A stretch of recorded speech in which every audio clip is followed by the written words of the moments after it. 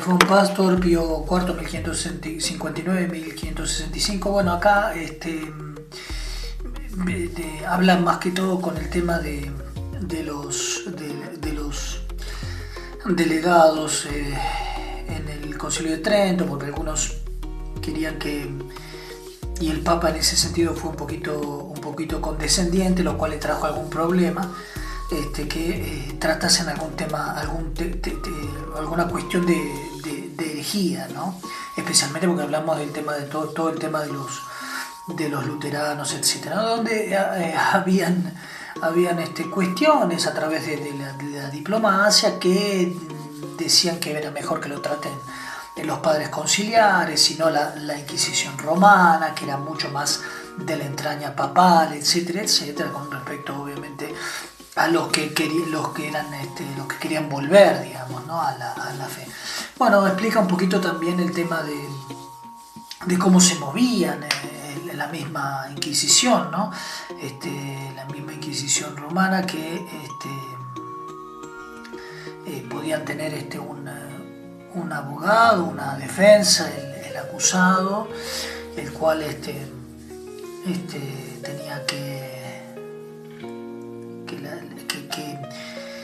que el acusado podía escribir y el abogado decir, o directamente hacerlo el abogado, pero el abogado tenía que decírselo al acusado. No había ningún problema de que lo defienda, siempre y cuando no sea declarado contumaz, con contumacia, y ya no había posibilidad de seguir la defensa. Se efectivizaba, digamos, la acusación, ¿no? Incluso para aquellos que eran relapsos, que recaían, digamos, ¿no? Los relapses,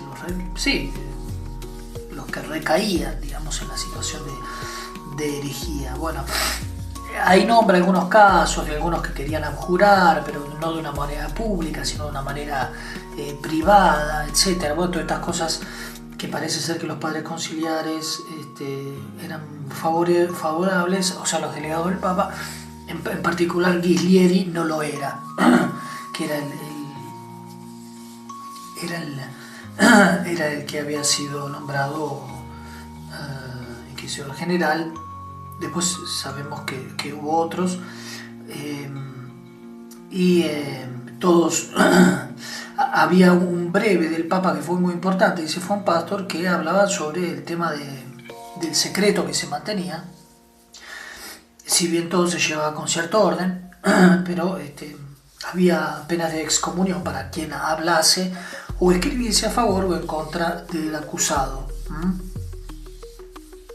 Esto para todos estos inquisidores generales, que también tenían sus peritos, que eran señalados, o sea, puestos por el Papa, obviamente, que eran canonistas y teólogos en general. El Papa alguna vez participó de estas reuniones, pero él era consciente que tenía muy poca teología, muy poco conocimiento teológico, así que más que todo se confiaba en las manos de estos cardenales inquisidores generales que había colocado él. Y bueno, nombra el caso del patriarca de Venecia, Grimani, que tuvo todas unas cuestiones un poco imprudentes, en algunas cartas que incluso se esparcieron, el cual en cierta manera tenía una idea sobre el tema de la predestinación un poco católica en las mismas cartas, y también un predicador que habló favorablemente a la predestinación, que él no hizo nada, etc. Bueno, la cuestión es que por un mayordomo que había caído acusado sospechoso de herejía, llegó la Inquisición romana a conocer el caso de este arzobispo, de este patriarca, ¿no?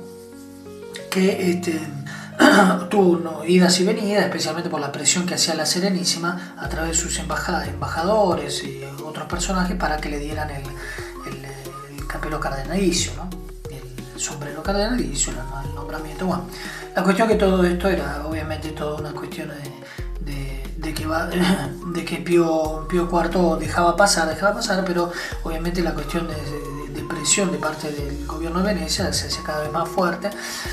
Hizo un consistorio, los cardenales no se pusieron de acuerdo, muchos ciertamente cuando vieron la situación de que se presentó incluso el patriarca en lágrimas, besándole los pies al Papa, etcétera, delante de algunos cardenales, etcétera. Bueno, él dijo que adujo que no tenía demasiada formación y que no podía defender estas sutilezas teológicas, pero ahí justamente el mismo Papa dijo que acá son cuestiones de dogmas elementales de nuestra fe y que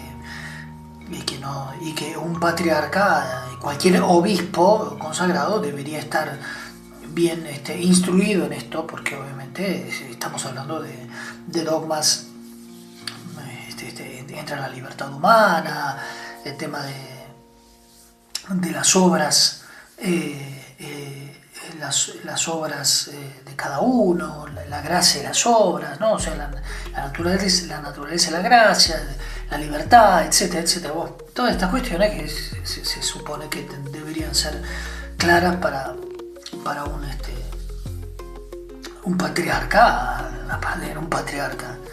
Bueno, la cuestión es que idas y venidas, etcétera, etcétera. El mismo Pío IV no sabía mucho qué hacer y trataba de dar rodeo, etcétera, etcétera. Bueno, la cuestión es que no llegaba nunca este nombramiento como cardenal, no llegaba nunca, y bueno, se acercó porque estaba el tema del cónclave cuando murió Pío IV en esa situación, y cuando se enteró que había sido elegido Ghislieri, que era el inquisidor, enseguida se alejó. Siempre guardó ese deseo, pero murió a los 93 años, bastante vivió, 93 años, y siempre siguió siendo patriarca de Aquileia. Nunca le dieron el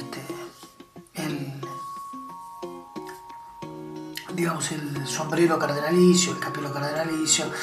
Esto es muy interesante porque cómo se ve todo el tema de la fe en una época en la cual se manejaba todo con mucho cuidado,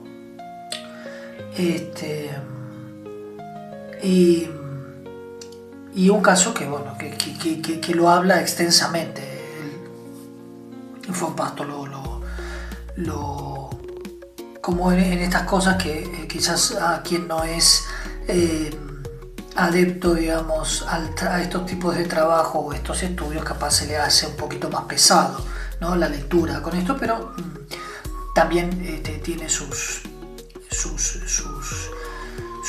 moraleja y su prudencia, porque justamente estamos hablando no de cuestiones ya como en la época del Renacimiento, cuestiones de diplomacia o de política totalmente terrenal, sino de cuestiones que ya son más, obviamente, más competentes a las autoridades religiosas, ¿no?, y especialmente de un patriarca.